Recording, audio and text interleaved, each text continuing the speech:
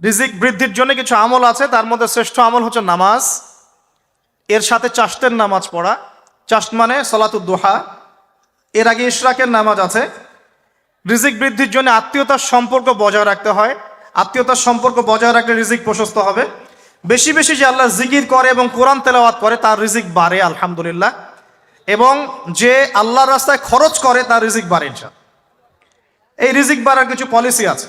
সবচেয়ে শ্রেষ্ঠটা হচ্ছে নামাজ, আল্লাহর জিকির তেলাওয়াত। এরপর আমলের মধ্যে আত্মীয়তার সম্পর্ক বজায় রাখা। নবীজি বলছেন, কেউ যদি চায় যে তার রিজিকটা লম্বা হোক, হায়াতটা লম্বা হোক, সে যেন আত্মীয়তার সম্পর্ক বজায় রাখে। আত্মীয়তার সম্পর্ক এখন আস্তে আস্তে নষ্ট হয়ে যাচ্ছে না? খেয়াল করে দেখেন, আত্মীয়তার সম্পর্ক আপনি বজায় রাখবেন। মনে রাখবেন, আমি বারবার একটা কথা বলেছি আপনাদের ওয়াজ মাহফিলে, যে পৃথিবীতে যে কাজই করবেন আল্লাহর সন্তুষ্টির জন্য করবেন। আত্মীয়তার সম্পর্ক বজায় রাখবেন আল্লাহর সন্তুষ্টির জন্য, তাদের কাছে কিছু পাওয়ার আশায় না। যখনই আপনি কারো কাছে কিছু পাওয়ার আশা করবেন আপনি কষ্ট পাবেন। যখনই কারো কাছে কিছু পাওয়ার আশা করবেন আপনি কষ্ট পাবেন। কারো কাছে এত বেশি পাওয়ার আশা করবেন না। কার কাছে পাওয়ার আশা করবেন? আল্লাহর কাছে, যে আমি এই কাজটা করছি, আল্লাহ আমাকে পুরস্কার দিবে ইনশাআল্লাহ। আমি আত্মীয়তার সম্পর্ক বজায় রাখছি কেন? আল্লাহর কাছে রিজিকে বরকতের আশায়, আল্লাহর সন্তুষ্টির জন্য। মনে রাখবেন প্রিয় ভাইয়েরা, আমল কবুল হওয়ার শর্ত মোটামুটি তিনটা। কয়টা? 1 নাম্বার, আমলগুলো হতে হবে আল্লাহর সন্তুষ্টির জন্য, 1। 2 নাম্বার, আমলটা হতে হবে রাসূলুল্লাহ সাল্লাল্লাহু আলাইহি ওয়াসাল্লামের পদ্ধতিতে, অন্য কারো পদ্ধতিতে নয়। 3 নাম্বার, আমলটা করার জন্যে আপনার রিজিকটা হতে হবে হালাল। হারাম রিজিকের আমল আল্লাহর কাছে কবুল হয় না। আল্লাহ পাক আমাদের সবাইকে হালাল রিজিকের ব্যবস্থা করে দিন এবং রিজিকটাকে প্রশস্ত করুন, আমিন। পুরুষ মানুষের আত্মসম্মান কখন চলে যায়? যখন হাত পাততে হয় তখন। যখন আপনি রিজিকের সোর্স তৈরি করেছেন, আপনি স্বাবলম্বী, আপনি মাশাআল্লাহ মাসে 10, 20, 30 হাজার টাকা আর্ন করেন, বা 1 লাখ 2 লাখ টাকা আর্ন করেন, আলহামদুলিল্লাহ, কারো কাছে হাত পাততে হয় না, সবাই দেখবেন আপনাকে সম্মান দিবে। যখন আপনার অন্যের কাছে হাত পাততে হবে তখন দেখবেন স্ত্রীও সম্মান করছে না। তো এই জন্য ডিগনিটি আগে, ডিগনিটি ফার্স্ট। আপনার ডিগনিটি অর্জন করতে হলে একটা হালাল উপার্জনের সোর্স লাগবে, 1। তারপরে পিতামাতাকে বোঝানোর চেষ্টা করবেন। যদি কাউকে পছন্দ করেও থাকেন, না দেখেই বা শুনে যে হ্যাঁ ওখানে একজন দিনদার মেয়ে ইত্যাদি, তাহলে পারিবারিকভাবে বিয়ের প্রস্তাব পাঠাবেন, নিজে পণ্ডিতি করতে যাবেন না, পারিবারিকভাবে পাঠাবেন। যদি রাজি হয় আলহামদুলিল্লাহ, রাজি না হলে কি নিজে নিয়ে পালাই যাবেন? এই কাজ করতে যাবেন না। ইস্তেখারা করবেন। কি করবেন? ইস্তেখারা। 2 রাকাত নফল নামাজ পড়ে আল্লাহর কাছে দোয়া করবেন। হিসনুল মুসলিম বইটা কিনবেন, ওখানে দেখবেন ইস্তেখারার দোয়া আছে। ইস্তেখারা মানে হচ্ছে আল্লাহর সাথে পরামর্শ করা। আল্লাহ, আমি এই কাজটা করতে চাচ্ছি, যদি কাজটা আমার জন্য ভালো হয়, আমার দুনিয়া আখিরাতের জন্য ভালো হয়, আল্লাহ কাজটাকে তুমি সহজ করে দাও, আল্লাহ কাজটার মধ্যে বরকত দান করে দাও। আর যদি এই কাজটা দুনিয়া আখিরাতের জন্য খারাপ হয়, আল্লাহ তুমি কাজটাকে সরায় দাও, আমাকেও কাজটা থেকে সরায় দাও। এটা হচ্ছে ইস্তেখারা। এই দোয়া বেশি বেশি করলে ইনশাল্লাহ আল্লাহর পক্ষ থেকেই ফয়সালা হবে। আর এই জায়গায় বেশি ব্যতিব্যস্ত হবেন না। অনেক সময় কিন্তু ফ্যান্টাসিতে ভুগি আমরা, অস্থির হয়ে যাই। অস্থির হলেই ডিসিশন নিতে ভুল হবে, অস্থির হলেই ডিসিশন নিতে ভুল হবে। স্থির থাকতে হবে। নিজেকে স্থির রাখার জন্য কি করবেন? বেশি বেশি নফল রোজা রাখবেন। বেশি বেশি কি করবেন? নফল রোজা রাখবেন। আর ভালো কাজে ব্যস্ত রাখবেন নিজেকে। ভালো কাজে কি করবেন? ব্যস্ত রাখবেন। একা একা থাকলে আর এই যে খারাপ সার্কেলের মধ্যে থাকলেই মাথার মধ্যে শয়তান ভর করবে, তখন দেখবেন অস্থির হয়ে গেছেন আপনি। আর স্থির হওয়ার চেষ্টা করেন, ভালো কাজে ব্যস্ত রাখেন, হালাল পথ অবলম্বন করেন, হারাম থেকে বেঁচে থাকেন। এখন যে জায়গায় আসছিলাম, এখান থেকে আস্তে আস্তে শেষের দিকে যাব। দেখুন, আল্লাহ পাক যে বিষয়গুলোকে ভালোবাসতে বলেছেন আমি ভালোবাসবো, এই ভালোবাসা জায়েজ, হালাল। এই ভালোবাসার উদ্দেশ্য আল্লাহর সন্তুষ্টি অর্জন করা। এই ভালোবাসার উদ্দেশ্য এই নয় যে আমি যাকে ভালোবাসি তার কাছে আমি কিছু প্রত্যাশা করছি। না, আমি কিছু প্রত্যাশা করছি না, আমি প্রত্যাশা করছি আল্লাহর সন্তুষ্টি। তখন দেখবেন সে আপনাকে কষ্ট দিলেও আপনি সবর করতে পারবেন। কেন সবর করতে পারবেন? কারণ আপনি তো আল্লাহর সন্তুষ্টির জন্য তাকে ভালোবাসছেন, আপনার তো কোনো স্বার্থ নাই। এখন আপনি দেখবেন রিল্যাক্স থাকতে পারবেন, সম্পর্ক টিকেও থাকবে এবং আপনি ক্ষমা করতে পারবেন মানুষকে। যখন নিজের চাওয়াটাকে আপনি ইনফোর্স করতে চাইবেন, তখন কিন্তু আপনি এই সম্পর্ক নষ্ট করে ফেলতে পারেন, কারণ আপনি হক পাচ্ছেন না। সামনে আসেন। এবার আমরা কি ওয়াদা করতে পারি যুবক ভাইরা যে ইনশাআল্লাহ তাআলা আমরা হারাম পথে যাব না, হালাল পথে থাকবো? পশ্চিমাদের এই মদতপৃষ্ঠ এই সো কল্ড ভালোবাসা দিবসের এই স্রোতে আমরা গা ভাসাবো না। আমরা কি ওয়াদা করতে পারি? আমরা কি ওয়াদা করতে পারি যে ইনশাল্লাহ আমরা হালালভাবে বিয়ে শাদী করবো, কোনো হারামে যাবো না ইনশাল্লাহ? এই সমাজ থেকে জেনা বন্ধ করতে হবে, এই সমাজ থেকে ফ্রি মিক্সিং বন্ধ করতে হবে, এই সমাজ থেকে সমস্ত পতিতালয়কে বন্ধ করতে হবে। বন্ধ করে আমরা সামাজিক উদ্যোগ নিয়ে প্রয়োজনে আমাদের পলিটিক্যাল পাওয়ারকে কাজে লাগিয়ে সমস্ত পতিতালয়গুলো বন্ধ করে ওই মেয়েদের রিজিকের জন্যে আমরা বিকল্প ব্যবস্থা করবো ইনশাআল্লাহ। আমরা টাকা পয়সা একত্রিত করে তাদের জন্য কর্মসংস্থান করতে পারি না? এইগুলো কাজ করে নারীর অধিকার প্রতিষ্ঠা করা যায় না? নাকি রাস্তাঘাটে গাড়ির স্লোগান দিয়ে প্রতিষ্ঠা করা যাবে? সমস্ত যে নোংরা জায়গাগুলো আছে এগুলো বন্ধ করে ওই মেয়েরা কিন্তু কারো মা, ওরা দেখবেন কারো বোন, কারো স্ত্রী বা কারো সহধর্মিনী কিছু একটা হবেন। তারাও কিন্তু মানুষ, তারাও মানুষ, হয়তো অন্ধকার জগতে হারিয়ে গেছে, দালালের খপ্পলে পড়েছে বা পেটের দায়ে পড়ে কাজ করছে। যদি আমরা তাদের জন্য বিকল্প ব্যবস্থা করে দিতে পারি, আল্লাহ পাক আমাদেরকে তৌফিক দান করুন, তাদের জন্য কর্মসংস্থানের ব্যবস্থা করতে পারি, একটা মেয়েও এই হারাম পথে যাবে না ইনশাআল্লাহ। মেয়েদের অধিকার নিয়ে অনেক কথা বলা হয়, কিন্তু এই কথাগুলো থাকে খালি বুলি, বাস্তবতা নাই। বাস্তবে কয়জন ছেলে এতিম একটা মেয়েকে বিয়ে করে দেখিয়েছে? কয়জন ছেলে একটা বিধবা মেয়েকে বিয়ে করার সাহস করেছে? কয়জন ছেলে একটা তালাকপ্রাপ্ত একটা মেয়েকে বিয়ে করে দেখিয়েছে হ্যাঁ আমি তার দায়িত্ব নিলাম? কয়জন ছেলে কোনো পতিতার জন্য কিছু করেছে যে বোন এই পথে যায়ও না, তোমার জন্য আমি সেলাই মেশিন কিনে দিচ্ছি, তুমি কাজ করে খাও? কয়জন করেছে এগুলো? শুধু এসব বলি আওড়ালে হবে না, আমাদেরকে কাজ করে দেখাতে হবে। আল্লাহ পাক তৌফিক দান করুন। আবার কিছু কিছু মানুষ এখন আবার ফ্যান্টাসিতে ভুগছে আর কি, যে একাই 4-5 জনের দায়িত্ব নিয়ে ফেলবে। হ্যাঁ শোনেন, কিছু কিছু বিষয় কোরআন হাদিসে আছে ঠিকই, কিন্তু যারা এই পথে পা বাড়ায় নাই তাদের অভিজ্ঞতা অত বেশি নয় যারা পা বাড়িয়েছে। অতএব ফ্যান্টাসি বাদ দেন। আমি পরামর্শ দিই, দিনদার মুত্তাকি একজন মনের মতো ভালোবাসার স্ত্রী যদি পেয়ে যান, তাকে নিয়ে দুনিয়ার জীবনটা কাটিয়ে দেন। ডানেও দেখতে যায়েন না, বামেও দেখতে যায়েন না, কারণ সবাই সব কিছু করতে পারবে না। সবাইকে আল্লাহ পাক একই রকম ফিজিক্যাল, মেন্টাল, ইকোনমিক্যাল সামর্থ্য দেন নাই, তাই সবাইকে সব করতে হবে না। আর এগুলো ক্ষেত্র বিশেষে, সবার জন্য আমভাবে নয়। আল্লাহ পাক আমাদেরকে বোঝার তৌফিক দান করুন। এবার দেখুন, শেষ করার আগে আমি এদিকে কয়েকটা পয়েন্টস বলে শেষ করছি। এখন আমরা বুঝতে পারলাম যে আল্লাহ পাক পুরো সৃষ্টি জগৎকে ভালোবাসেন। আল্লাহ পাক আমাকে ভালোবাসেন, আপনাকে ভালোবাসেন বলেই আজকে আপনি এখানে বসে আছেন। আল্লাহ পাক আপনাকে ভালোবাসেন বলেই লক্ষ লক্ষ কোটি কোটি মানুষ এখন জেনা করছে, আজকের দিনে আপনি ওয়াজ মাহফিলে বসে আছেন। আল্লাহ পাক আপনাকে ভালোবাসেন বলেই আপনি আল্লাহকে সেজদা দেওয়ার তৌফিক পেয়েছেন। আপনি লা ইলাহা ইল্লাল্লাহ কালিমা শিখেছেন, আপনি এই যে কোরআন পড়তে শিখেছেন, কোরআন পড়ছেন, হাদিস পড়ছেন, নবীর দ্বীনের প্রতি মহব্বত আছে, আল্লাহ আপনাকে ভালোবাসেন বলেই হচ্ছে। কখন বুঝবেন আল্লাহ আপনাকে ভালোবাসছে? যখন আল্লাহ পাকের অনুমোদিত কাজগুলো আপনার ভালো লাগবে। নামাজ পড়তে ভালো লাগছে, রোজা রাখতে ভালো লাগছে, কোরআন তেলাওয়াত করতে ভালো লাগছে, আল্লাহর জিকির করতে ভালো লাগছে, আলেম ওলামার সাথে থাকতে ভালো লাগছে, ঠিক আছে? আল্লাহর হালাল কাজগুলো যখন ভালো লাগবে বেশি বেশি, বুঝবেন আল্লাহ আপনাকে নির্ঘাত মহব্বত করেন। আর যখন আল্লাহ পাকের নিষেধগুলো, হারাম, মদ আমার ভালো লাগে না, জেনা ভালো লাগে না, আমার খারাপ জিনিস দেখতে ভালো লাগে না, খারাপ শুনতে ভালো লাগে না, বুঝবেন আল্লাহ আপনাকে ভালোবাসেন। আর যখন দেখবেন খারাপের পিছনে আপনার ঝোঁক বেশি, দুর্নীতি করতে ভালো লাগে, সুদ খাইতে ভালো লাগে, ঘুষ খাইতে ভালো লাগে, কাউকে ঠকাইলে মনে হয় আমি স্মার্ট হয়ে গেলাম, হ্যাঁ, মানুষের টাকা আত্মসাৎ করতে ভালো লাগে, নামাজ না পড়ে ঘুম দিতে ভালো লাগে, ঠিক আছে, রমজান মাসে বিড়ি টানতে ভালো লাগে, ঠিক আছে, মেয়ের সাথে যে টাঙ্কি মারতে ভালো লাগে, তখন বুঝবেন যে আল্লাহ আপনাকে এখনো ভালোবাসেন বা আপনি আল্লাহর ভালোবাসা পাওয়ার যোগ্যতা হারিয়ে ফেলেছেন। আল্লাহ পাক আমাদেরকে বোঝার তৌফিক দান করুন। এখন আসি, আল্লাহ পাক এবং তার রাসূল আমাদেরকে এমন কি কি কাজ বলেছেন যেই কাজগুলো করলে আমরা সরাসরি আল্লাহর ভালোবাসা পাবো কি নাই?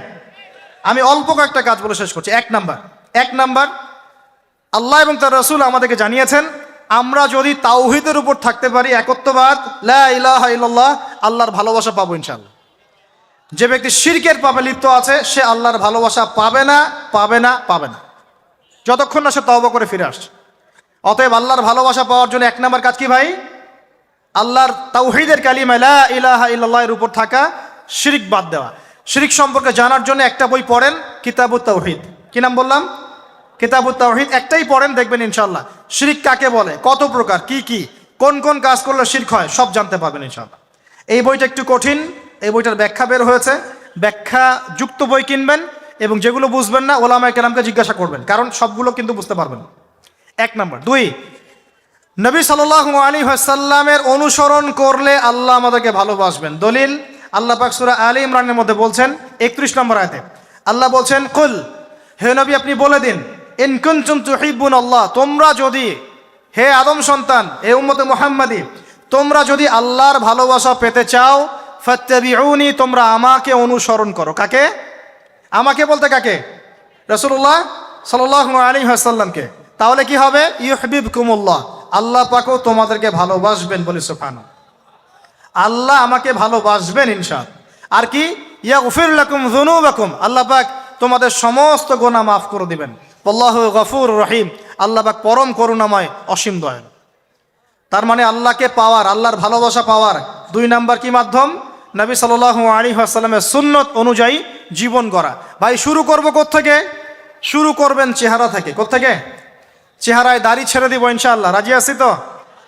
গোফ ছোট করে ফেলবো ইনশাআল্লাহ, রাজি আছি তো ইনশাআল্লাহ? চেহারায় সেজদার দাগ থাকবে ইনশাআল্লাহ, তার মানে নামাজি হতে হবে, ঠিক আছে? পোশাক পরিচ্ছেদ হবে রাসূলুল্লাহ সাল্লাল্লাহু আলাইহি ওয়াসাল্লামের মতো, ঢিলে ঢালা মুত্তাকিদের পোশাক। চুল হবে কার মতো? মেসি নেইমারের মতো, নাকি রাসূলুল্লাহ সাল্লাল্লাহু আলাইহি ওয়াসাল্লামের মতো? এখনকার ছেলে পেলে মাঝখানে চুল রাখে, ডান দিক বাম দিক ছিলে ফেলে। এই সুন্নত কোথায় পেয়েছো তোমরা? এগুলো ত্যাগ করতে হবে।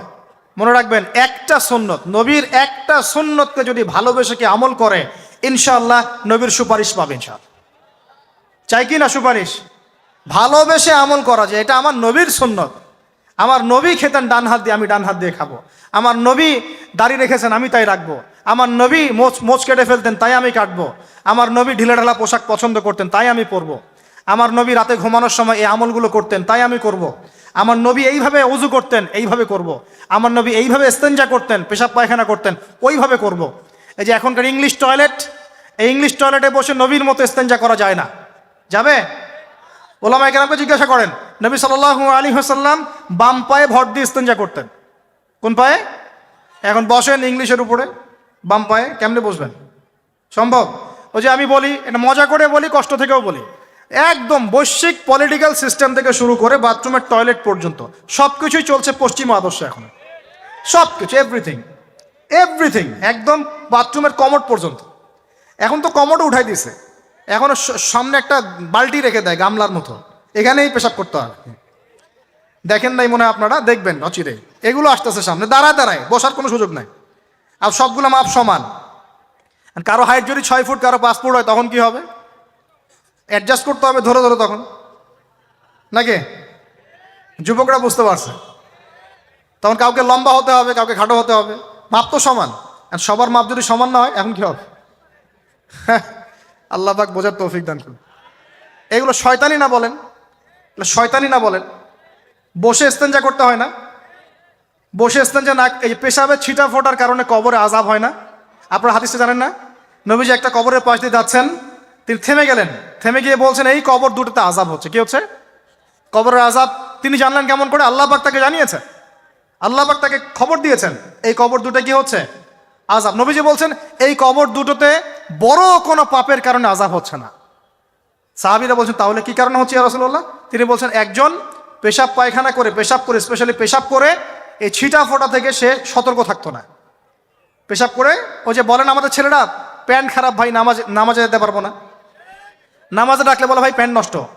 তোমরা ভালো করে হাদিসে শোনো, এই ব্যক্তি বড় কোনো পাপ করে নাই, সে পেশাব করার পরে পবিত্র হতো না, মানে এর ছিটা ফোটা থেকে সাবধান থাকতো না, এই কারণে কবরে আযাব দেওয়া হচ্ছে। বলেন নাউজুবিল্লাহ। অন্য হাদিসে নবীজি বলছেন, বেশিরভাগ কবরের শাস্তি পেশাবের ছিটা ফোটার কারণে হয়ে থাকে। আস্তাগফিরুল্লাহ, বলি নাউজুবিল্লাহ। এই টয়লেটগুলোর মধ্যে পেশাবের ছিটা ফোটা লাগে না? নাপাকি লাগে না? এগুলো শয়তানি না বলেন? আরেকটা হচ্ছে, আরেকটা কবর, সেই কবরে তিনি বলছেন, এই কবরে আযাব দেওয়া হচ্ছে, এই ব্যক্তি চগলখুরি করতো। কি করতো? চগলখুরি, মানে একজনের কথা আরেকজনকে লাগাইতো, আরেকজনের কথা আরেকজনকে লাগাইতো। এই কাজ করে না এখন সমাজের মানুষ? এই কাজ কিছু ফেসবুক আর ইউটিউবারও করো তোমরা। একজনের ভিডিও আরেকজনের পাশে লাগাই দাও, আরেকজনে লাগাই দাও, এই করে উম্মার মধ্যে বিভক্তি সৃষ্টি করতেছ। কিছু কিছু কারণে এইসব কারণেও রেস্ট্রিকশন দিতে হয়েছে আমাদেরকে, কিছু মনে করবেন না। কারণ আমরা দেখেছি এর গুড সাইড যেমন আছে, ব্যাড সাইড আরো বেশি আছে। এটাকে নিয়মতান্ত্রিকভাবে ইউজ করতে না পারলে ফিতনা বাড়তে থাকবে। আল্লাহ পাক আমাদেরকে বোঝার তৌফিক দান করুন। তো প্রিয় ভাইয়েরা, প্রতিটা কাজ কার সুন্নত মতো করবো আমরা ইনশাআল্লাহ। এখন শুধু কি আমরা এই চেহারা, সুরত, ইস্তেঞ্জা, খাওয়া দাওয়া এগুলোই নবীর মতো করে করব, নাকি আমাদের ব্যবসা, সমাজ, পরিবার, ইবাদত সবই করব? আমাদের দায়িত্ব কি? আমাদের দায়িত্ব পরিস্থিতি বুঝে দিন ধরে রাখা, আমল করা এবং মানুষকে দিনের দিকে আহ্বান করা। আমরা যদি দায়িত্ব পালন না করি তাহলে কি হবে? আল্লাহ পাক আমাদেরকে সরিয়ে দিয়ে নতুন কওম নিয়ে আসবেন। আল্লাহ পাক সূরা মুহাম্মাদে বলেছেন, ওয়া ইন তাতাওয়াল্লাউ, তোমরা যদি মুখ ফিরিয়ে নাও, ইয়াস্তাবদিল কওমান গায়রাকুম, আল্লাহ পাক নতুন কওমকে তোমাদের জায়গায় স্থলাভিষিক্ত করবেন। সুম্মা লা ইয়াকুনু আমসালাকুম, তারা তোমাদের মতো হবে না, মানে আমাদের মতো অপদার্থ হবে না। উম্মার বিজয়ের শর্ত কি? আল্লাহ সূরা মুহাম্মাদই বলেছেন, ইন তানসুরুল্লাহ ইয়ানসুরুকুম, তোমরা আল্লাহর দ্বীনকে সাহায্য করো তবেই আল্লাহ তোমাদেরকে সাহায্য করবে। ওয়া ইউসাব্বিত আকদামাকুম, তোমাদের পা আল্লাহ দৃঢ় করে রাখবেন। আমরা আল্লাহকে সাহায্য না করলে আল্লাহ পাক আমাদেরকে সাহায্য করবেন না, সিম্পল। আল্লাহ পাক সূরা রা'দের মধ্যে বলছেন, ইন্নাল্লাহা লা ইউগাইয়িরু মা বিকওমিন হাত্তা ইউগাইয়িরু মা বিআনফুসিহিম, আল্লাহ পাক কোনো কওমের অবস্থা ততক্ষণ পরিবর্তন করেন না যতক্ষণ না সেই কওম তার নিজের অবস্থার পরিবর্তনের চেষ্টা করে। তাহলে আমাদের পরিবর্তন কেন হচ্ছে না? কারণ আমরা নামাজ ছেড়ে দিয়েছি। 90% মুসলিমের দেশে কত পার্সেন্ট নামাজ পড়ে চিন্তা করে দেখবেন। আমরা কোরআন ছেড়ে দিয়েছি। 90% মুসলিমের দেশে কত পার্সেন্ট বিশুদ্ধ করে কোরআন তেলাওয়াত করতে পারে একটু খোঁজ নিয়ে দেখবেন। কোরআন শুমারি করে দেখেন, নামাজ শুমারি করে দেখেন, তাহলে বুঝতে পারবেন। আর যারা কোরআন পড়তে জানে তাদের মধ্যে কত পার্সেন্ট কোরআনের অর্থটা বোঝে, এটা আরো বড় বিষয়। তারপরে আবার কারা মেনে চলে, এটা আরো বড় বিষয়। আর আমরা কতজন মানুষ দিন ইসলামকে সামগ্রিক দিন হিসেবে মানি, এটাও একটা বড় বিষয়। আমরা মানি ঠিকই, আংশিক। যেমন ইবাদত বন্দেগীর জীবনে মুসলমান, অর্থনৈতিক জীবনে গিয়ে আবার সুদখোর, এমন না বিষয়টা? ইবাদত বন্দেগীর জীবনে আমি পাক্কা মুসলিম, কপালে সেজদার দাগ আছে মাশাআল্লাহ, দাড়ি টুপিও আছে মাশাআল্লাহ, কিন্তু ব্যবসায় গিয়ে মাপে কম দিচ্ছি না, ব্যবসায় গিয়ে আমি হারাম ভেজাল দিচ্ছি কিনা, এরকম হচ্ছে কিনা? হচ্ছে। কিন্তু সে কিন্তু মুসলিম এবং নামাজও পড়ে।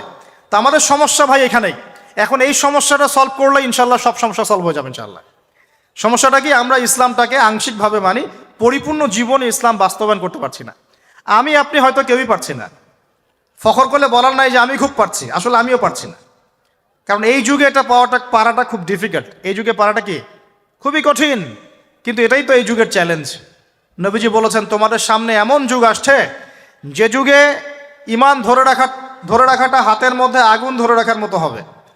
তবে সুসংবাদ ওই যুগে তাদের জন্যে যারা আমার সুন্নতকে আবার জীবিত করতে পারবে। যে আমার মৃত সুন্নতকে জীবিত করবে, আল্লাহ পাক তাকে 50 জন শহীদ সাহাবীর সমান নেকি দিবে ইনশাআল্লাহ। এটাই আমাদের কাজ। আল্লাহ পাক আমাদেরকে তৌফিক দান করুন। তার মানে তাকদীর লেখা হয়ে গেছে। এবার আল্লাহ রাব্বুল আলামিন কি করলেন? আল্লাহ পাক এই মহাবিশ্ব সৃষ্টি করলেন। হুয়াল্লাযী খালাকাস সামাওয়াতি ওয়াল আরদ ফি সিত্তাতি আইয়াম, কয় দিনে? আল্লাহ পাক পুরো মহাবিশ্ব সৃষ্টি করলেন কয় দিনে? আমাকে বলেন তো, মহাবিশ্বকে আল্লাহ পাক ঘৃণা করে সৃষ্টি করেছেন না ভালোবেসে? তাহলে আল্লাহ পাক কি ভালোবাসার সত্তা নয়? আল্লাহ রাব্বুল আলামিন কি ভালোবাসেন না? আল্লাহ পাকের একটা নামই হচ্ছে গফুর আল ওয়াদুদ, ওয়া হুয়াল গফুরুল ওয়াদুদ। আল্লাহ পাক হচ্ছেন ক্ষমাশীল, পরম ক্ষমাশীল এবং প্রেমময়। আল্লাহ পাক তার নাম দিয়েছেন আল ওয়াদুদ, মানে প্রেমময়। আল্লাহ পাক ভালোবাসেন কি না? তাহলে এই পুরো মহাবিশ্ব সৃষ্টি করে আল্লাহ পাক কি মহাবিশ্বের মধ্যে ভালোবাসা ছড়িয়ে দেন নাই? আল্লাহ রাব্বুল আলামিন 6 দিনে মহাবিশ্ব সৃষ্টি করে মহাবিশ্বের সব জায়গায় যার যার কাজ তাকে বুঝিয়ে দিলেন। কোন গ্রহ কি কাজ করবে, কোন সৌরজগৎ কেমন করে চলবে, দুনিয়া কিভাবে ঘুরবে, সূর্য কিভাবে উঠবে, চাঁদ কিভাবে আসবে, কোন মাখলুক কি কাজ করবে, ফেরেশতাদের কাজ কি হবে, ইত্যাদি ইত্যাদি। আল্লাহ পাক সমস্ত কাজ বুঝিয়ে দিলেন। সূরা আলিফ লাম মিম সেজদা, হামিম সেজদার মধ্যে আছে, পড়ে দেখবেন। আল্লাহ পাক পুরো মহাবিশ্বের দায়িত্ব বন্টন করে দিলেন। এবার আল্লাহ রাব্বুল আলামিন কি করলেন শোনেন। আল্লাহ রাব্বুল আলামিন বলছেন, এই পুরো মাখলুক কায়নাত সৃষ্টি করার পর আল্লাহ পাক তার রহমতকে 100 ভাগে ভাগ করলেন। কত ভাগে? আল্লাহ পাকের দয়া, রহমত, ভালোবাসাকে 100 ভাগে ভাগ করলেন। ভাগ করে এক ভাগ, মাত্র এক ভাগ আল্লাহ পাক পুরো মহাবিশ্বে ছড়িয়ে দিলেন, বলেন সুবহানাল্লাহ। বাকি 99 ভাগ রহমত আল্লাহ পাক তার কাছে রাখলেন। এই এক ভাগ ভালোবাসার কারণেই, এই এক ভাগ ভালোবাসার কারণেই এই যে সন্তান কান্না করলে মায়ের বুক ফেটে যায়, সন্তান অসুস্থ হলে বাবার বুক ফেটে যায়, যেই বাবা সহজে চোখের পানি কাউকে দেখায় না, সেই বাবা জায়নামাজে দাঁড়িয়ে চোখের পানি ছাড়তে থাকে। এই এক ভাগ রহমতের কারণে আমরা দেখি যে রাস্তার কুকুর পর্যন্ত তার বাচ্চাকে চাটে, আদর করে, মহব্বত করে। এই এক ভাগ রহমতের কারণে আমরা আমাদের স্ত্রীদেরকে মহব্বত করি, স্ত্রীকে সুখে রাখার জন্য জীবনটা পর্যন্ত বিলিয়ে দেয়, সকাল থেকে রাত পর্যন্ত। কোনো কোনো ক্ষেত্রে হারাম পথে যেটাও দ্বিধা করি না, স্ত্রী সন্তান সুখে থাক এই আশায়, তাই না ভাই? এই এক ভাগ রহমতের কারণে, এই এক ভাগ রহমতের কারণে গাভী দেখবেন, গাভী তার বাচ্চাকে প্রসবের পর চাটে, গাটা চেটে পরিষ্কার করে দেয়। এই এক ভাগ রহমতে পুরো কায়নাত টিকে আছে। আর নবী সাল্লাল্লাহু আলাইহি ওয়াসাল্লাম বলছেন বাকি 99% রহমত আল্লাহ পাক তার কাছে রেখেছেন।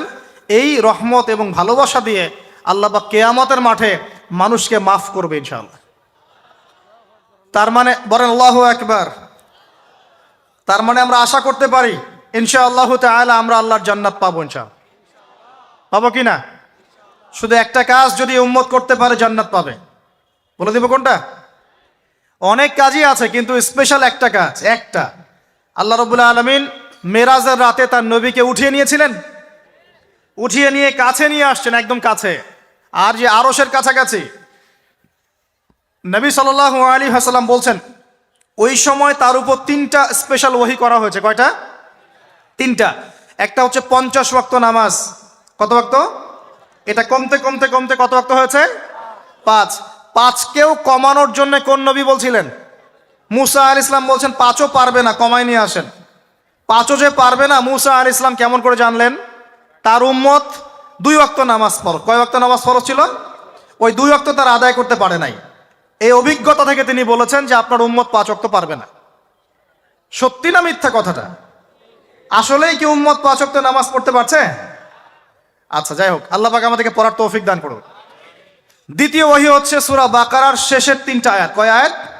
সূরা বাকারার শেষের 3 আয়াত ওহী করেছেন কে? আল্লাহ রাব্বুল আলামিন।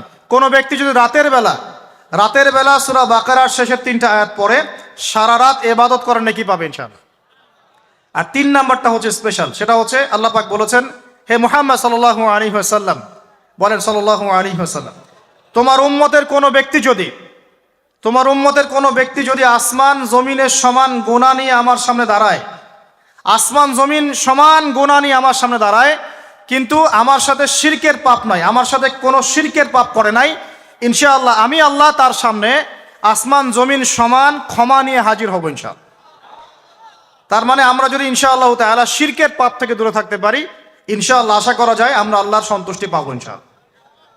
এরপর আল্লাহ রাব্বুল আলামিন কি করলেন? আল্লাহ রাব্বুল আলামিন পুরো মহাবিশ্ব সৃষ্টি করে সব দায়িত্ব ভাগ করে দিলেন। ভাগ করে দেওয়ার পরে আল্লাহ পাক জান্নাত জাহান্নাম সৃষ্টি করেছেন কিনা?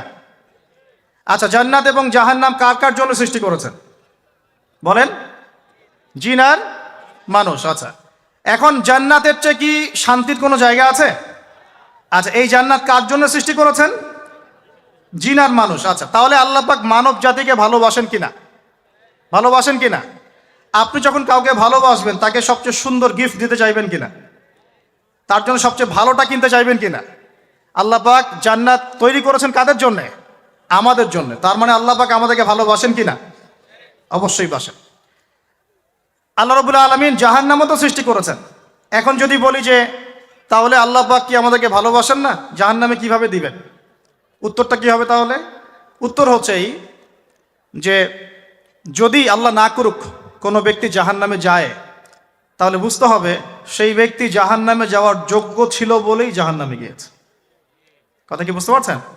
আর যদি কোনো ব্যক্তি জান্নাতে যায়, তাহলে বুঝতে হবে সেই ব্যক্তির উপর আল্লাহ পাক দয়া করেছেন বলেই সে জান্নাতে গিয়েছে। মানুষ তার আমল দিয়ে জান্নাতে যেতে পারবে না, মানুষ তার আমল দিয়ে জান্নাতে যেতে পারবে না, আল্লাহর দয়া অনুগ্রহ দিয়ে জান্নাতে যাবে ইনশাআল্লাহ তাআলা। আল্লাহ পাক আমাদের সবাইকে সেই দয়া অর্জন করার তৌফিক দান করুন। এবার দেখেন, আল্লাহ পাক সৃষ্টি করলেন আদম আলাইহিস সালামকে। কাকে? এর আগে আল্লাহ পাক জিন জাতি সৃষ্টি করেছেন, আমি ওইদিকে যাচ্ছি না। আমি মানুষের কথা বলছি। আদম আলাইহিস সালামকে আল্লাহ পাক কেমন করে সৃষ্টি করেছেন? আল্লাহ পাক সূরা সাদের মধ্যে বলেছেন যে খলাকতু বিয়াদাই, আমি আদমকে আমার হাত দিয়ে সৃষ্টি করেছি। কি দিয়ে? হাত দিয়ে। এটা কি ভালোবাসার বহিঃপ্রকাশ নয়? আল্লাহ পাক কি আমাদেরকে ভালোবাসেন না? ভালোবাসেন। আচ্ছা, এই দুনিয়াতে যত কিছু আছে, এই দুনিয়ার আকাশ বাতাস, নদী নালা, পানি, অক্সিজেন, সবকিছু কার জন্য সৃষ্টি করা হয়েছে? গরু ছাগলদের জন্য, মানুষের জন্য? মূল দায়িত্ব কার? মূল অধিকার কার? মানুষের নয় কি? তাহলে এই পুরো বিষয়গুলো কি আল্লাহ পাকের ভালোবাসার বহিঃপ্রকাশ নয়? হ্যাঁ। আচ্ছা, এবার আসেন, আল্লাহ পাক আদম আলাইহিস সালামকে সৃষ্টি করে সমস্ত নাম শিক্ষা দিয়েছেন। এই যে নাম শিখানো মানে জ্ঞান শিখানো, এই জ্ঞান শিখানোটা কি আল্লাহর দয়া ভালোবাসা নিদর্শন নয়? একটু ধরায় দিচ্ছি আপনাদেরকে। এবার সামনে আসেন, আল্লাহ পাক ফেরেশতাদের সামনে তাকে উপস্থাপন করলেন, করে বললেন সব ফেরেশতা তোমরা যারা আছো সেজদা করো আদমকে। এই যে আমাদের পিতাকে সম্মানিত করা হচ্ছে, এটা কি ভালোবাসার বহিঃপ্রকাশ নয়? এবার আমাদের পিতাকে সম্মানিত করা হলো, ইবলিস সেজদা করলো না, সে কিয়াস করলো, বাতিল কিয়াস, যুক্তি দিল আমি তার চেয়ে শ্রেষ্ঠ ইত্যাদি। আল্লাহ পাক ইবলিসকে অভিশপ্ত করলেন, আমাদের পিতা তাকে জান্নাতে রাখলেন। এই যে জান্নাতে রাখলেন, এটা কি আল্লাহ পাকের ভালোবাসা নয়? এবার আল্লাহ পাক আদম আলাইহিস সালামের পাঁজর থেকে সৃষ্টি করলেন তার স্ত্রী হাওয়া আলাইহিস সালামকে। ওই যে শুরুতে বলেছি, স্রষ্টা একা থাকতে পারলেও সৃষ্টি কি পারবে? এই জন্য আদম আলাইহিস সালামের পাঁজর থেকে তার স্ত্রীকে সৃষ্টি করা হয়েছে, উভয়ের মাঝখানে ভালোবাসা দিয়ে দেওয়া হয়েছে। বলেন সুবহানাল্লাহ। এই জেনা ভালোবাসা নিদর্শন নয়, বিয়ে শাদী হচ্ছে ভালোবাসার নিদর্শন। আল্লাহ পাক বলেছেন সূরা রুমের মধ্যে, ওয়াজআলা বাইনাহুমা মাওয়াজ্জাতা ওয়া রাহমা, আমি আল্লাহ স্বামী স্ত্রীর মধ্যে ভালোবাসা এবং হৃদ্যতা সৃষ্টি করে দিয়েছি। বলেন সুবহানাল্লাহ। তার মানে এই হারাম সম্পর্ক যেটা দেখছেন, এটা হলো একটা জেনার পথ। আর যখন আমরা হালালভাবে বিয়ে শাদী আপনারা করবেন, তখন দেখবেন আল্লাহ পাকের পক্ষ থেকে ভালোবাসা সৃষ্টি হয়ে যাবে ইনশাআল্লাহ তাআলা। অতএব ওয়াদা করতে পারি তো আল্লাহর কাছে, নিজের চরিত্রকে পবিত্র রাখবো ইনশাআল্লাহ, হারাম কোনো সম্পর্কে যাব না ইনশাআল্লাহ, কোনো সহি প্রেমেও যাব না ইনশাআল্লাহ। এটা সহি প্রেম আবার কি জিনিস? দিনী ভাই দিনী বোনের মধ্যে এখন প্রেম চলে, এগুলো হয় না মাঝে মাঝে? এগুলোও বন্ধ, এগুলো বন্ধ করতে হবে। হালাল উপার্জনের সোর্স হয়ে গেলেই দিনদার মেয়ে দেখে বিয়ে করে ফেলবেন ইনশাআল্লাহ তাআলা। অন্য কোনো পথে যাবেন না, কোনো হারাম পথে যাবেন না। ওয়াদা করেন ইনশাআল্লাহ? রাজি আছেন তো ইনশাআল্লাহ? আল্লাহ কবুল করুন, আমিন। আর বিয়ের সময় অবশ্যই দিনদারিতা দেখবেন, অন্য কিছু না। অন্য কিছু পরে, দিনদারিতা আগে। দিনদারিতা আছে, নামাজ পড়ে, পর্দা করে, মাশাআল্লাহ সব দিক ঠিক আছে, তারপরে দেখবেন আপনি অন্য কিছু, তার আগে নয়। কথা ঠিক আছে? একইভাবে মেয়েদের ক্ষেত্রেও, যে আগে দেখবেন না ছেলে কত বড় চাকরি করে, ছেলের কত বড় বাড়ি আছে, গাড়ি আছে, এটা পরে। আগে দেখবেন ছেলে নামাজি কিনা, সুন্নত আছে কিনা, ইসলামের জন্য তার সফট কর্নার আছে কিনা, ইসলাম প্র্যাকটিস করে কিনা, এগুলো আগে দেখবেন। এগুলো না দেখলে কি হবে জানেন? বিয়ের 1 বছর 2 বছর পরেই বুঝতে পারবেন দুনিয়াটা জাহান্নাম হয়ে গেছে। নাউজুবিল্লাহ। দুনিয়াতেই তখন জাহান্নামের আযাবের স্বাদ ভোগ করতে হবে। নাউজুবিল্লাহ। আল্লাহ পাক আমাদেরকে হেফাজত করুন, আমিন। তো এই যে আল্লাহ পাক আদম আলাইহিস সালামের পাঁজর থেকে সৃষ্টি করলেন কাকে, এবং ভালোবাসা দিয়ে দিলেন উভয়ের মাঝখানে, এটা কি আল্লাহ পাকের দয়া নয়? আল্লাহ পাক ভালোবাসেন না? এবার দেখেন, গাছের কাছে যেতে নিষেধ করলেন। আমি কিন্তু শর্ট করে বলছি, গাছের কাছে যেতে নিষেধ করলেন, তোমরা জান্নাতে থাকো, খাও, যা ইচ্ছা করো, কিন্তু ওয়ালা তাকরাবা হাদিহিশ শাজারা, এই গাছের কাছেও যাবে না। একটা পরীক্ষা, জাস্ট একটা পরীক্ষা। এখানে কিন্তু বলা হচ্ছে গাছের কাছেও যাবে না, বলা হচ্ছে না যে গাছের ফল খাবে না। ঠিক যেমন আল্লাহ বলেছেন তোমরা জেনার কাছেও যাবে না। আল্লাহ পাক কিন্তু বলেন নাই জেনা করবে না, আল্লাহ পাক বলেছেন তোমরা জেনার কাছেও যাবে না। তো এখান থেকে আমরা এই হুকুমটার কঠোরতা বুঝতে পারি। তো প্রিয় ভাইরা, এখানে আমাদের পিতামাতা শয়তানের প্রলোভনে পড়ে গেলেন। কেন পড়লেন? শয়তান ওয়াসওয়াসা দিল যে আমি কি তোমাদেরকে এমন গাছের কথা বলে দিব যে গাছের কাছে গেলে বা যার ফল খেলে তোমরা চিরস্থায়ী জীবন পাবে এবং তোমরা ফেরেশতা হয়ে যাবে, এরকম কথা বলল। এবং তোমরা কোনোদিন মরবে না। হাল আদুল্লুকা আলা শাজারাতিল খুলদি ওয়া মুলকিন লা ইয়াবলা, এই দুটো ওয়াসওয়াসা, চিরস্থায়িত্বের ওয়াসওয়াসা এবং অমরত্বের ওয়াসওয়াসা দিয়ে আমাদের পিতামাতাকে নিয়ে গেল। এখন আমাদের পিতামাতা কি ফল খেয়েছিলেন কি খান নাই? আচ্ছা, এখন আল্লাহ পাকের দৃষ্টিতে অন্যায় হয়েছে কিনা? এরপরে আমাদের পিতামাতা কি করলেন? বললেন রব্বানা যালামনা আনফুসানা ওয়া ইল্লাম তাগফির লানা ওয়া তারহামনা লানাকুনান্না মিনাল খাসিরিন। এই যে দোয়াটা তারা করলেন, এই দোয়াটা করার পরে আল্লাহ পাক কি তাদেরকে মাফ করে দিয়েছেন কি দেন নাই? বলেন, কথা বলেন। আল্লাহ পাক মাফ করে দিয়েছেন কি দেন নাই? এই যে অন্যায় করার পরেও আল্লাহ যে ক্ষমা করে দেন, মানে গুনাহ করার পরেও যে আদম সন্তানকে আল্লাহ পাক মাফ করে দেন, এটা কি আল্লাহ পাকের রহমত, দয়া কি নয়? আচ্ছা, এটা আল্লাহ পাকের নিদর্শন ছিল ভালোবাসার। এরপর আল্লাহ পাক দুনিয়াতে পাঠিয়ে দিলেন, কারণ এটা পরীক্ষা। দুনিয়াটা পরীক্ষার জায়গা, পরীক্ষা দিচ্ছি আমরা এখানে। এখন পরীক্ষার ক্ষেত্রে কি আল্লাহ পাক আমাদেরকে একা ছেড়ে দিয়েছেন? আল্লাহ পাক কি আমাদেরকে একা ছেড়ে দিয়েছেন? না, আল্লাহ পাক দুনিয়াতে পাঠিয়ে আমাদেরকে গাইডলাইন দিয়েছেন কিনা, কিভাবে চলতে হবে, কি করা যাবে কি করা যাবে না, কিভাবে চলবো কিভাবে চলবো না। আল্লাহ পাক কি ওহী নাজিল করেছেন কিনা? এই ওহী নাজিল করাটা কি আল্লাহ পাকের রহমত কিনা, আল্লাহ পাকের দয়া কিনা, ভালোবাসা কিনা? আল্লাহ পাক কি একা ছেড়ে দিয়েছেন না নবী রসুল পাঠিয়েছেন? এই যে নবী রসুলদেরকে পাঠিয়েছেন, এই নবী রসুলগণ কি আল্লাহর পক্ষ থেকে রহমত কিনা? বলেন। না হলে আমরা কি করতাম, দুনিয়াতে কেমন করে চলতাম, কিভাবে পথ খুঁজে পাইতাম, কেমন করে ইবাদত করতাম, আমরা কি জানতে পারতাম? আল্লাহ পাক রহম করে, ভালোবেসে, দয়া করে নবী রসুল পাঠিয়েছেন, আসমানি কিতাব পাঠিয়েছেন। বলেন সুবহানাল্লাহ। এখন এই নবীদের সিলসিলায় আল্লাহ পাক যে সর্বশেষ নবী মুহাম্মদ সাল্লাল্লাহু আলাইহি ওয়াসাল্লামকে পাঠিয়েছেন, এইটা দয়া কিনা? এটা আল্লাহ পাকের দয়া নয়? আল্লাহ পাকের রহমত নয়? আল্লাহ পাক কি বলেন নাই যে তিনি হচ্ছেন রাহমাতুল লিল আলামিন, তিনি পুরো বিশ্ব জগতের রহমত নয় কি? আচ্ছা, এখন আমাদেরকে যে আল্লাহ পাক নবী মুহাম্মদ সাল্লাল্লাহু আলাইহি ওয়াসাল্লামের উম্মত বানালেন, এটা কি আরো বড় রহমত কিনা? বলেন তো। জান্নাতে যাবে 120 কাতার মানুষ। কত কাতার? 120 কাতার মানুষ ইন টোটাল জান্নাতে যাবে। তার মধ্যে উম্মতে মুহাম্মাদের কত কাতার জানেন? 80 কাতার। কত কাতার? বলেন সুবহানাল্লাহ। তাহলে এটা কি আল্লাহ পাকের দয়া নয়? আল্লাহ আমাদেরকে ভালোবাসেন না? আচ্ছা, আল্লাহ পাক যে আমাদের কাছে তাওরাত, জাবুর, ইনজিল না পাঠিয়ে আল কোরআনের মতো কিতাব পাঠিয়েছেন, যে কিতাবে সমস্ত সমাধান আছে, এটা আল্লাহ পাকের রহমত, দয়া নয়, ভালোবাসা নয়? আচ্ছা, এখন আল্লাহ পাক দুনিয়াতে চলার জন্য আমাদেরকে জীবন দিয়েছেন, হায়াত দিয়েছেন, সুস্থতা দিয়েছেন, পরিবার দিয়েছেন, আমাদের ব্যবসা বাণিজ্য দিয়েছেন, আমাদের স্ত্রী সন্তান দিয়েছেন, আমাদেরকে চলাফেরা করার ক্ষমতা দিয়েছেন। একটা চোখ নষ্ট হয়ে গেলে বুঝতে পারে মানুষ যে কত কষ্ট হচ্ছে, একটা পা না থাকলে বুঝতে পারে কত কষ্ট হচ্ছে। এই করোনার সময় যারা শ্বাস নিতে পারে নাই, তাদের কত কষ্ট হয়েছে। সুস্থ আছি, সুন্দর আছি, পরিবার আছে, আল্লাহ রিজিক দিচ্ছেন, 3 বেলা খাওয়াচ্ছেন, কাপড় দিচ্ছেন, শিক্ষার ব্যবস্থা করছেন, ইবাদত করার সুযোগ দিচ্ছেন, গুনাহ করলেও আবার মাফ করে দিচ্ছেন। এই সব কিছুকে আল্লাহ পাকের ভালোবাসা নয়? এই ভালোবাসাগুলো কি নিঃস্বার্থ ভালোবাসা না স্বার্থ ভিত্তিক ভালোবাসা? এই আল্লাহ পাকের কোনো স্বার্থ আছে? আল্লাহ পাক আমাদের কাছে কিছু চান? রিজিক চান? টাকা পয়সা চান? আল্লাহ পাকের যদি ইবাদত করে আমরা ছেড়ে দেই, আল্লাহর কোনো ক্ষতি হবে? আমরা ইবাদত করে ভাসিয়ে ফেললাম, আল্লাহর কোনো লাভ আছে? আল্লাহ পাকের শক্তি কি আরো বেড়ে যাবে না কমবে? নাকি যেমন আছে তেমনই থাকবে? আল্লাহ রাব্বুল আলামিনের শান শওকত কি আরো বেড়ে যাবে, নাকি আল্লাহ পাকের শান শওকত কমে যাবে? আল্লাহ রাব্বুল আলামিন যেমন, আল্লাহ পাক তেমনই থাকবেন, তাই নয় কি? আল্লাহ পাকের যে বিশাল খাজানা আছে, আমরা যদি ইবাদত করে ভাসিয়ে ফেলি, খাজানা কি বেড়ে যাবে? আমরা যদি সবাই ইবাদত করা ছেড়ে দেই, খাজানা কমে যাবে? আল্লাহ পাকের কোনো স্বার্থ আছে আমাদের ভালোবাসার? কোনো স্বার্থ নাই। তাহলে আল্লাহ পাক এই পুরো বিশ্ব জগৎ সৃষ্টি করেছেন নিঃস্বার্থভাবে, তার স্বার্থ ছাড়া। এত অসংখ্য নেয়ামতে আমাদেরকে ভর্তি করে রেখেছেন আমাদের স্বার্থে, তার কোনো স্বার্থ নাই। কোনো স্বার্থ আছে? এই পরীক্ষায় পাশ করলে আমরা আবার জান্নাতে যাব ইনশাআল্লাহ। ওই জান্নাতে যাওয়ার পরে কি আমাদের স্বার্থ থাকবে না আল্লাহ পাকের স্বার্থ থাকবে?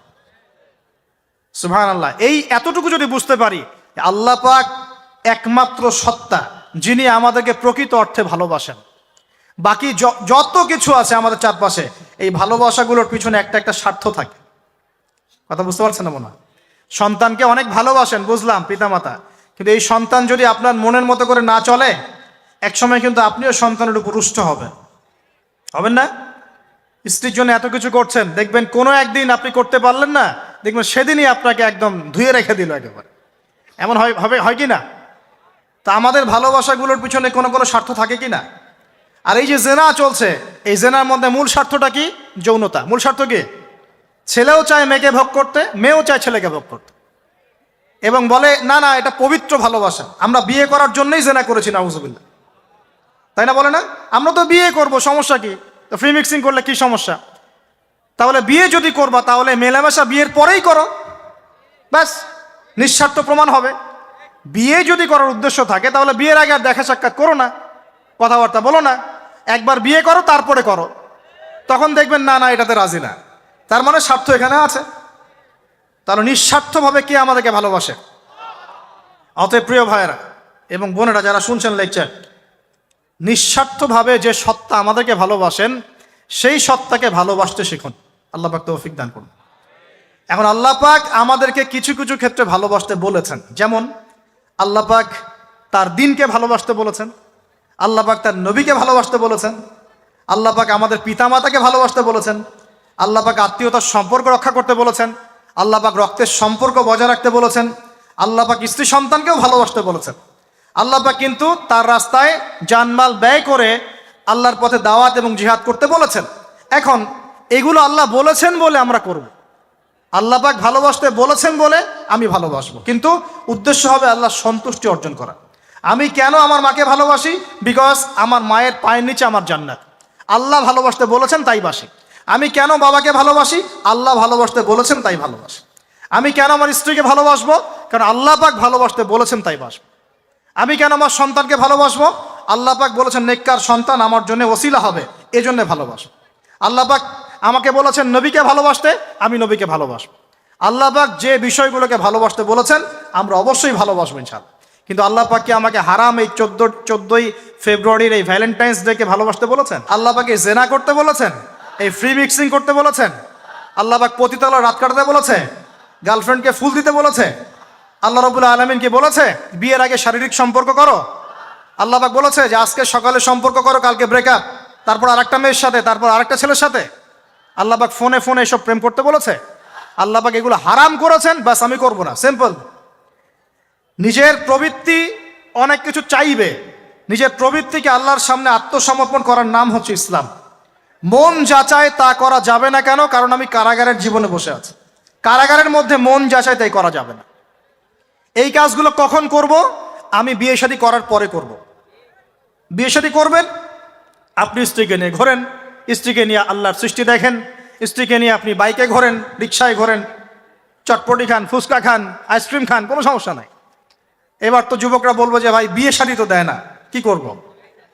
আমি পরামর্শ দিচ্ছি বড় ভাই হিসেবে, প্রথমে হালাল রিজিকের সোর্স করতে হবে। রিজিকের সোর্স না করে বিয়ে করা যাবে না, আত্মসম্মান থাকবে না তাহলে।